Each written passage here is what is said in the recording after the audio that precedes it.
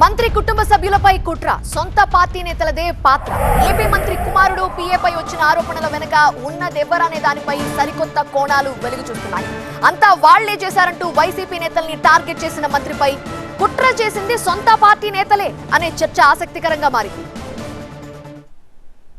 మంత్రి గుమ్మడి సంధ్యారాణి పీఏ సతీష్ పై నమోదైన వేధింపుల కేసులో సరికొత్త ట్విస్ట్ చోటు చేసుకుంది. కొన్ని వారాల క్రితం నమోదైన ఈ కేసును లోతుగా విచారిస్తున్న పోలీసులు మంత్రి గుమ్మడి సంధ్యారాణి ప్రతిష్టను దెబ్బతీసేందుకే మహిళను అడ్డం పెట్టుకుని కుట్ర పన్నినట్టు నిర్ధారణకొచ్చారు. మహిళతో తప్పుడు కేసు పెట్టించేందుకు పలువురు టీడీపీ నేతలు ప్రయత్నించినట్టు పోలీసులు గుర్తించారు. ఈ కేసుకు సంబంధించి టీడీపీ నాయకులు పిన్నింటి ప్రసాద్, లక్ష్మోజీలను విచారించిన పోలీసులు మరికొందరిని కూడా విచారణకు రావాలని పిలిచారు. మంత్రి కుమారుడిపై నెపం నెట్టేందుకు తప్పుడు కేసు పెట్టించారని ప్రాథమిక గుర్తించిన పోలీసులు అసలు ఈ కుట్ర వెనుక ఎవరున్నారని దానిపై ఆరా తీస్తున్నారు.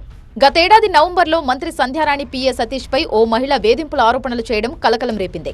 సతీష్ ఉద్యోగం పేరుతో 5 లక్షలు డబ్బు తీసుకుని మోసం చేయడంతో పాటు వేధింపులకు పాల్పడినట్టు మహిళ ఆరోపించింది. బాధితురాలికి మహిళా సంఘాలు కూడా అండగా నిలవడంతో వివాదం పెద్దదైంది. ఈ వ్యవహారంపై స్పందించిన మంత్రి సంధ్యారాణి రాజకీయంగా తనను ఎదుర్కోలేని వాళ్లే తన కుటుంబం జోలికి వస్తున్నారని మండిపడ్డారు. తన కుటుంబాన్ని టార్గెట్ చేసిన వాళ్లను, కుట్ర చేసి మరీ బురద చల్లిన వాళ్లను ఎట్టి పరిస్థితుల్లో వదిలిపెట్టబోనన్నారు. ఉద్దేశపూర్వకంగా కొందరు చేసిన కుట్రలకు నెల రోజుల పాటు మానసిక క్షోభను అనుభవించానంటూ ఆవేదన వ్యక్తం చేశారు. మంత్రి సంధ్యారాణి సీరియస్ కావడంతో ఈ మొత్తం వ్యవహారాన్ని సీరియస్ గా తీసుకున్న పోలీసులు మంత్రి కుమారుడిపై నెపన్నెట్టేందుకే తప్పుడు కేసు పెట్టించారని గుర్తించడం ఆసక్తికరంగా మారింది. ఇక మహిళతో తప్పుడు కేసు పెట్టించేందుకు పలువురు టీడీపీ నాయకులు ప్రయత్నించినట్టు వార్తలు రావడం, ఈ క్రమంలో పోలీసులు కొందరు టీడీపీ నాయకులను విచారించడంతో అసలు మంత్రిపై కుట్ర చేసింది ఎవరనే చర్చ మళ్లీ మొదలైంది.